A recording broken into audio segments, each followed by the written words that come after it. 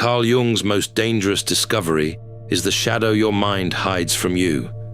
Jung is exact. The self you disowned lives on in the dark and runs you. In his 1902 study, a patient he calls SW closes her eyes as an older self speaks. You have felt it. A line you never chose leaves your mouth, and you shatter. You have done the thing that was not you, and never known why. This hidden self runs your life, or you turn and face it. But Jung finds something worse. Your mind did not hide this by accident.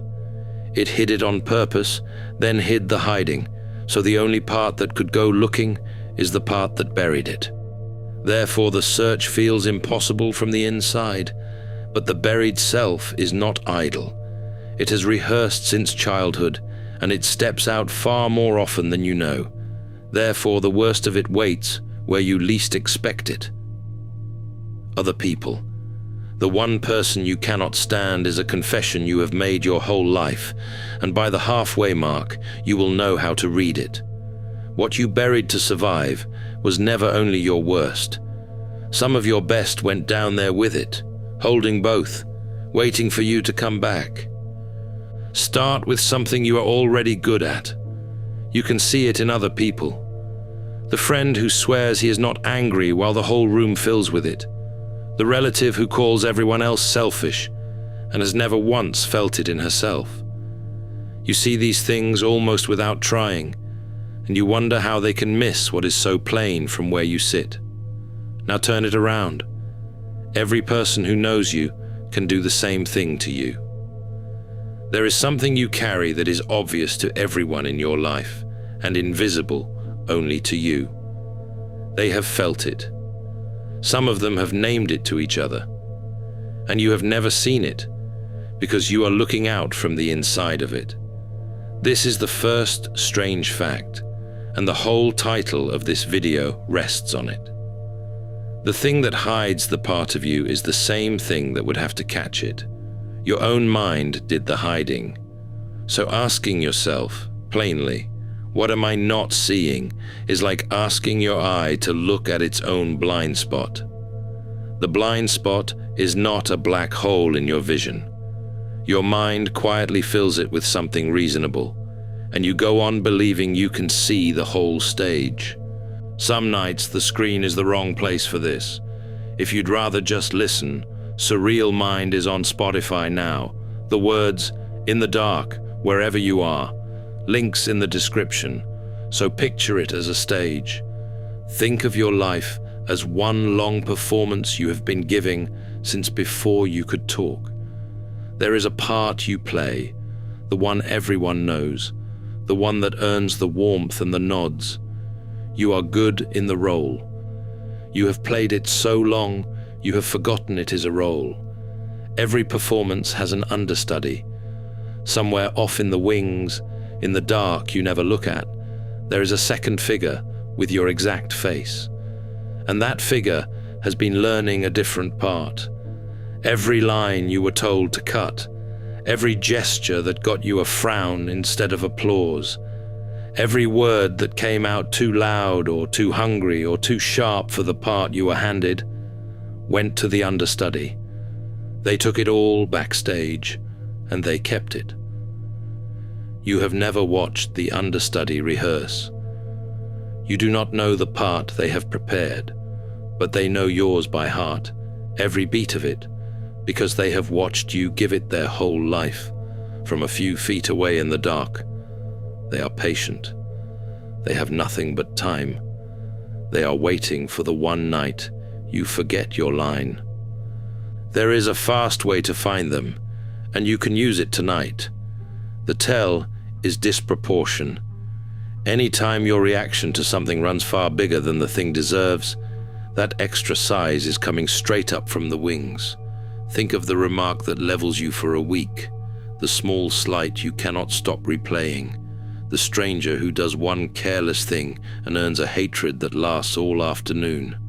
Mark those. Each one is the understudy, moving. You think there is only one of you up there in the light, but someone has stood in the wings this whole time, holding the lines you refused. So before we meet them, we have 3 things to settle. Who sent them backstage? What they have been rehearsing all these years in the dark, and how you finally give them the stage without letting them burn the theater down. Consider a man of about 57. Ask anyone who knows him, and you get the same word: funny. He is the one who lightens the room, who has the joke ready before a silence can turn serious, who never once lets a moment get too heavy. The last time someone told him they loved him, he said, "You must want something," and reached for his coffee. He has believed his whole life that this is simply who he is, an easy man, a light man, and the role fits him like skin. He did not choose it out of nowhere. No one does. Go back to the beginning, his and yours both, because the understudy is cast in childhood. A child arrives with everything switched on at once: rage and tenderness, greed and generosity, the loud and the shy, the bold and the terrified, all of it, unsorted and unashamed. Then the child meets the world, and the world has opinions. Some of what the child brings is met with a smile, some of it is met with a frown, a punishment, a cooling of the love the child needs to live, and a child learns fast, faster than thought, which parts keep the love coming and which parts put it at risk. So the child does the one intelligent thing available. The risky parts get carried out of sight, out of everyone else's, and out of the child's own, because a child who can still feel the forbidden thing might let it show, and showing is dangerous. The safest move is to stop being able to feel it at all. Those parts are not deleted. They cannot be. They are handed to the understudy and sent to the wings. Jung's name for everything sent back there is the shadow. He is precise about what it is. It is the whole of what you refuse to be, the inferior and unlived side that the self out front will not claim as its own. And what the gentle versions leave out is this: the wings are not a small cupboard holding a few bad habits. The more of yourself you refused, the more crowded and the darker that space becomes. The person everyone calls the nicest, the easiest, the last one who would ever hurt anyone, carries a very full and very sealed set of wings, with an understudy that has learned an enormous part and knows it cold. Look at what he built out front instead. The light, easy role everyone laughs with. The self he shows the world, the one that never seems to need a thing. Jung calls that the persona, the face negotiated between who you are and what the world will accept. There is nothing wrong with having one.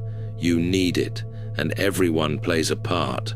But there is a law here that the applause hides. The brighter the performance, the fuller the wings.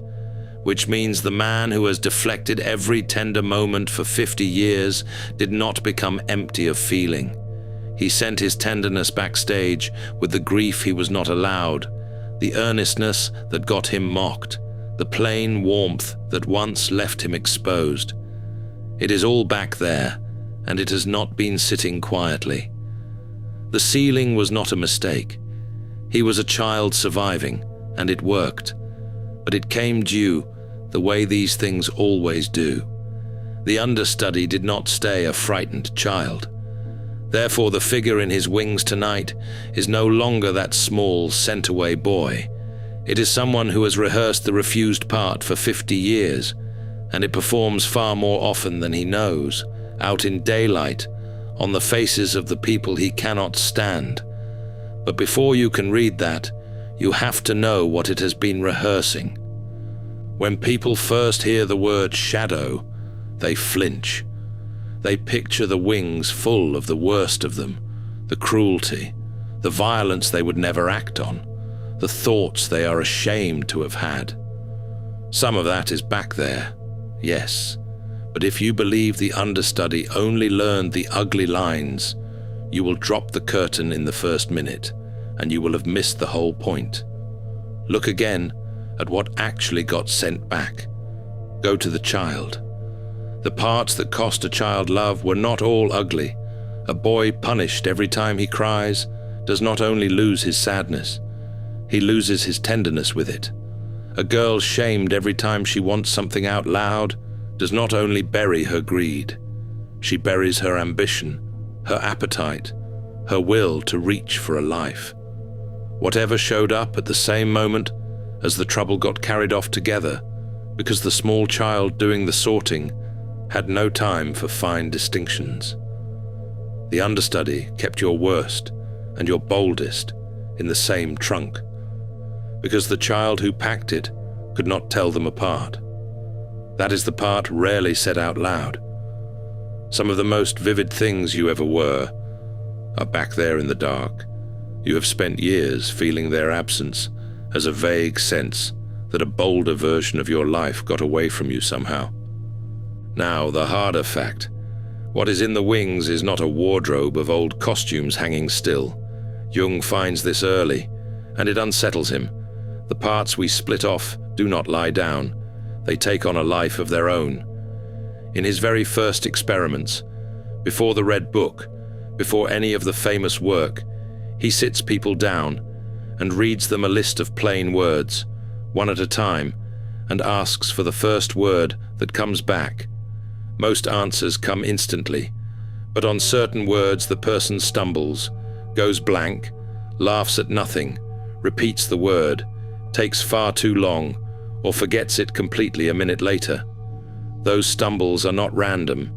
They cluster around the very things the person has no wish to think about. Something down in the dark is reaching up and seizing the machinery for a moment, and the composed person in the chair can neither stop it nor see it. Jung gives that something a name. He calls it a complex. He describes it as a splinter personality, a piece of the psyche with its own charge and its own will, behaving almost like a second person living inside the first. You can feel the charge on it, a certain name, a certain tone of voice, a certain kind of person, and the temperature in you changes before a single thought arrives. The body goes first, the jaw, the chest, the heat climbing the back of the neck. That is the complex reaching up and taking hold. A moment before the story you tell yourself about why arrives to explain it. This is why the thought that comes afterward, the one insisting you would never, is a lie and a truth at the same time. It came from your own wings, so it was you.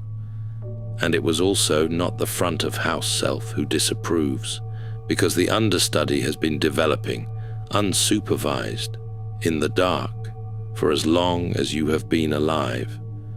Think about that with a straight face. You sent a frightened, angry, hungry child to the wings when you were 5, and you never went back for it, and time did not stop back there. It grew. It grew crooked, the way anything grows crooked in the dark with no one tending it, and it learned to get on stage without a cue. Not through the front, where you would see it coming, through the small gaps. It comes up as a mood that lands on you from nowhere and sits on your chest all day. It comes up as the line that leaves your mouth a half second before the front of house self can stop it. It comes up in the dream where you do the thing you would never do, and you wake up disturbed because some part of you clearly wanted it. You have lived this. The habit you swore off in January and were doing again by February, watching your own hands, unable to stop them. The self that walks on at the worst possible moment, says the unforgivable line, and walks off, leaving the decent front of house self to apologize for a stranger. That stranger has your face. It is the understudy, taking the only cue it is ever given. But stumbling on stage for 10 seconds is the small thing the understudy does. Therefore, the real question is the one in the title. How does a second self you have never met run a whole life from the wings? The answer is the thing seldom named, and you use it every single day on other people, without once suspecting it is you. This is the mechanism, and it is the thing you use most and question least. Because to question it, you first have to admit the understudy is yours. The second self does not need the whole stage to run your life. It runs it precisely by staying in the wings, and it has two ways out. The first you have already met, and it is compulsion, the reaction before the thought, the pattern you cannot break, the 10 seconds you cannot account for. That one at least feels like it comes from somewhere inside you, even when it will not obey you. The second way out is stranger and far stronger, because it does not feel like you at all. It feels like the plain truth about other people. Jung calls it projection. What you cannot see in yourself does not simply vanish. It travels out into the world and finds a face to wear. You meet your own understudy walking around inside other people, delivering the exact lines you cut, and you have no idea you are watching yourself, so you react to what looks like them. This is why disproportion returns, and it is the clue that opens everything. When your feeling about a person is far larger than anything they actually did to you, you are almost never reacting to the person. You are watching your understudy perform in daylight, on someone else's body, the part you were forbidden to play. The colleague whose confidence enrages you out of all proportion is speaking the bold lines you sent backstage at 7. The relative whose neediness disgusts you is holding the need you were never allowed to have. The stranger whose selfishness ruins your afternoon is standing exactly where your own forbidden appetite used to stand. If a single face arrived while I was talking, you already know who the understudy has been performing on. Put it in the comments in as few words as you can. The one I can't stand is free where I'm stuck. The pattern scales too. The whole category of people you cannot stand, the loud, the needy, the ones who push, is a lineup of what your understudy had to memorize. Even a public figure you cannot look at without disgust is often just a lit screen playing your own film. Sit with the discomfort of that for a moment, because there is a sentence the softer version will not say. The person you most cannot stand is your confession. They are doing freely and in the light the very thing you exiled, and something in you knows it and cannot forgive them for walking free where you are still locked backstage. Jung is direct about this. What we cannot stand in another person is a door back into what we buried in ourselves. He means it as a map. Your irritation is a needle, and it points every single time straight back into your own wings. Take the man again, the one with the joke always ready. A younger colleague joined his team last year, the earnest kind, who says this work matters to me and means it, who thanks people without a trace of irony, who lights up out loud about things and armors none of it. And every time she does, our man feels a flash of contempt so sharp, it surprises him. He has caught himself thinking she is soft, a performer, embarrassing, about a person who has done nothing to him at all. Later, replaying it, he cannot understand where such a large, sour feeling came from, in a man as easy as he has always known himself to be. Reading himself as simply harder to impress is the wrong move, and it is the move that keeps the curtain shut. The true reading is quieter. He was the light one so completely that meaning something out loud was the first line ever cut from his part. It went straight to the understudy, decades ago, and now he cannot watch someone be openly earnest without his own understudy pounding on the door from the inside. The contempt was never about the colleague at all. It is the sound of his own exiled tenderness, hearing its lines spoken by someone else and going wild in the dark. Once he can see that, the size of the feeling turns into something he can use. It stops being proof that the colleague is intolerable. It becomes a door with his own name on it. Therefore, the work was never to become a better performer out front, a warmer role, a smoother mask, That only sends more lines backstage. But the understudy has been waiting for one thing, and it is not applause. So let us talk about what it actually wants, and how you give it without letting it seize the whole show. The understudy wants a hearing, nothing more. Give it one, and it stops trying to take the stage by force. Almost everyone misses this, because the instinct when something dark stirs is to manage it, to hold the curtain shut harder, to get lighter, funnier, more unbothered out front, and to file the leaks under bad days. But the curtain was never the problem. Holding it only raises the pressure behind it, and the understudy pushes harder against a harder door. A door held that hard does not stay shut. It bursts. That is the man who keeps it light for decades, and then, one ordinary Tuesday, torches a marriage and calls it finally being honest. The eruption only looked like freedom. Underneath it was the same refused pressure, loud enough at last to take the stage on its own. Being run by the understudy and knowing it is yours are worlds apart, and only one of them is a way through. Jung's way is quieter than either the holding or the bursting. It asks for neither purity nor license. He puts the whole task into one line. One does not become enlightened by imagining figures of light, but by making the darkness conscious. Not a brighter role, not more front of house. Going to the wings on purpose and looking at what is actually there in plain light as yours. The first move is to take back what you flung onto other people. Every time your reaction to someone runs 3 sizes too big, that is a projection you can pull home, and pulling it home is real work. Jung is blunt that it costs moral effort, that to know your own shadow is to admit the dark lines are yours, and to stop assigning them to the nearest available face. It is the discipline of catching the oversized feeling and asking, before you are certain the other person is the problem, what line of mine is that person speaking? The colleague you cannot stand becomes information about your own buried boldness. You stop fighting the performer and start listening for the part.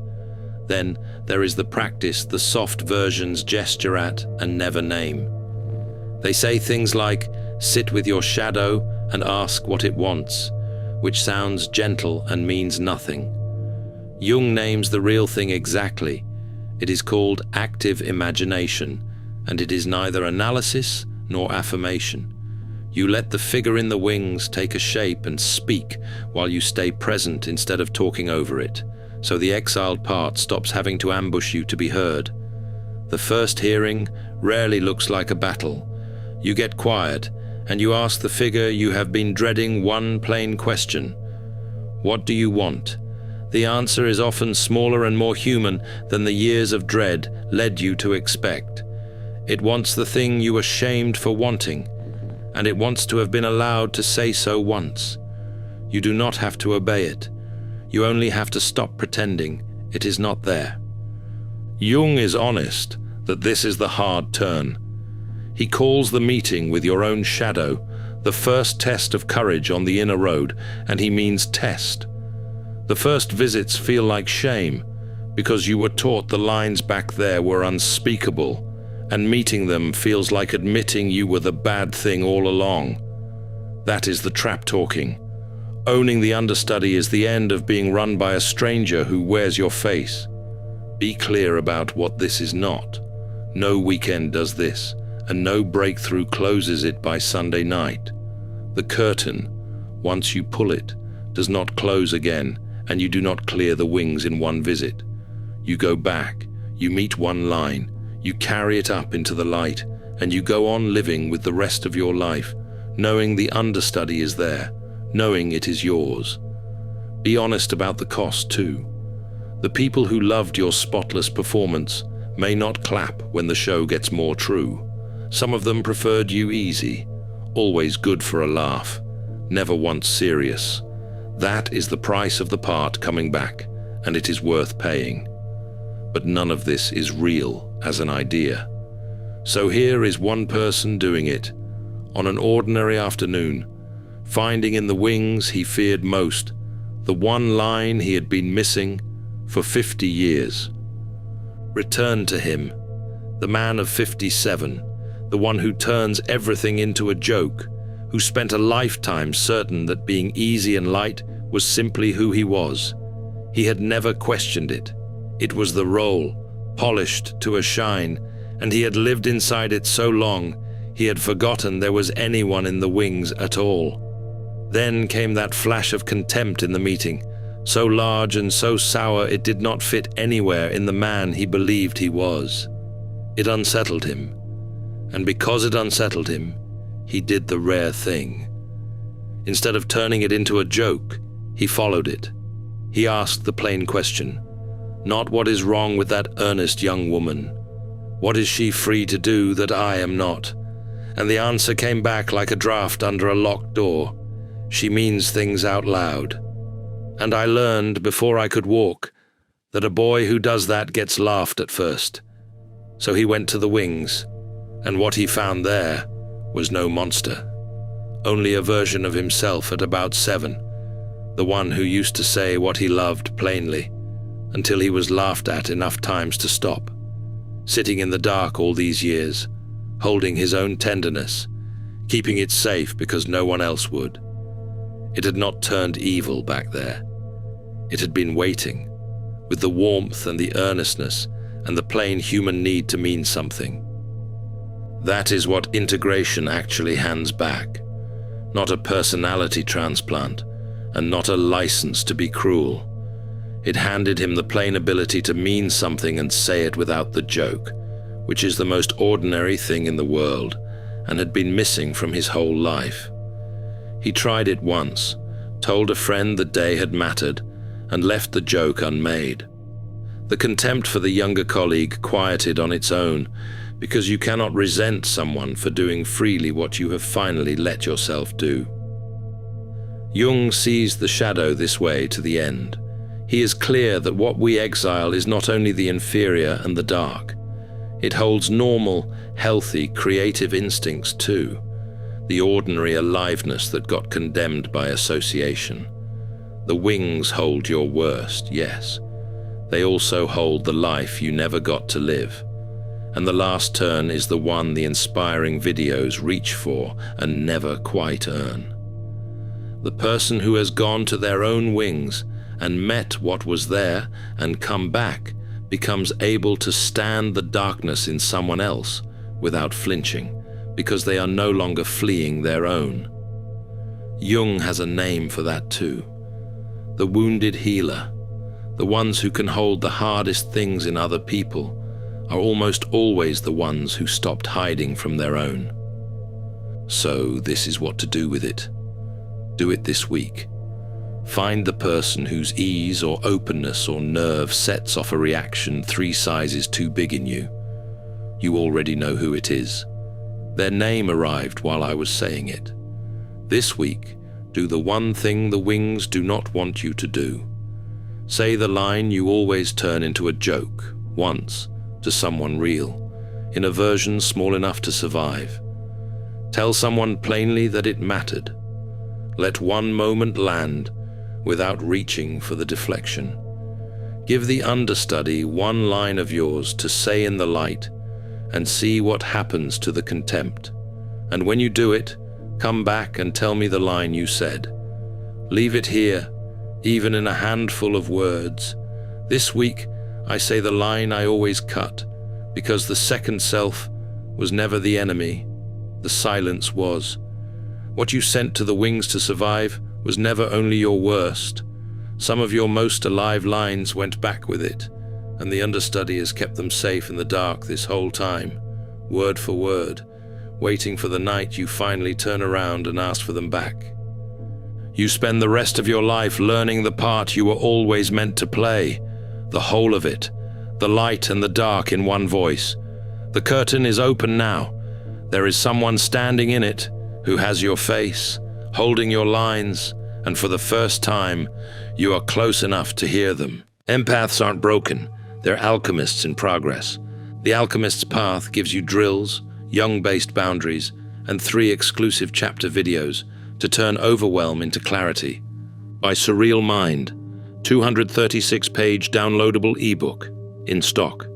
Begin now at thesurrealmind.com.